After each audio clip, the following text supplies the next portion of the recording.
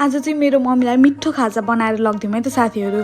So आज चाहिँ मैले आलु चना बनाउने निर्णय गरेँ। त्यसपछि मैले चाहिँ सुरुमा आलु चनालाई सिटी लाउन छोडिदिएँ। चना चाहिँ मैले आधा चाहिँ काँचो नै सिटी लाग्दिएको छु किनकि अलिकति थोरै हुन्छ जस्तो लाग्यो। अनि आलु चाहिँ एक सिटीमै पाक्यो। चनालाई चाहिँ मैले अझै एक सिटी लगाउन छोडिदिएँ। त्यसपछि म चाहिँ गएँ आफ्नै करेसा बारीमा खुर्सानी टिप्न। खुर्सानी टिपेँ, यति सानो छ तर लास्ट नै पिरो छ यो खुर्सानी। म चाहिँ टिपेर लिएर आएर मैले अदुवा लसुन खुर्सानीलाई चाहिँ पिस्दिएँ मसला हाल्यो भने अझै मिठो हुन्छ भनेर। त्यसपछि चाहिँ मैले टमाटर आलु प्याज खुर्सानी सबै काटिओरी ठिक्क रेडी पारेर राखेको थिएँ। त्यसपछि प्यान बसालेँ मैले ग्यासमा।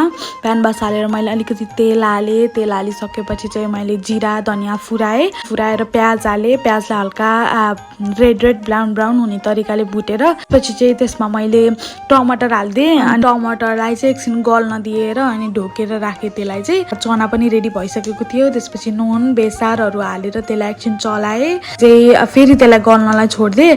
अनि मसलालाई हालेँ, पानी पनि हालेँ। त्यसपछि बल्ल मैले आलु हालेको थिएँ। अनि आलु हालिसकेपछि बल्ल मैले चना हालेको थिएँ। अनि चना चाहिँ अलिक धेरै नै भएर यो भाँडोमा नै अलि अटेको थिएन चलाउनको लागि। अनि हाम्रो रेडी भइसक्यो खाजा। म चाहिँ रेडी भएर गएँ पसलतिर। आजको लागि यति नै। भेटौँला अर्को मिनी भ्लगमा। मलाई फलो गर्न चाहिँ नबिर्सनु। And thank you so much for watching. By.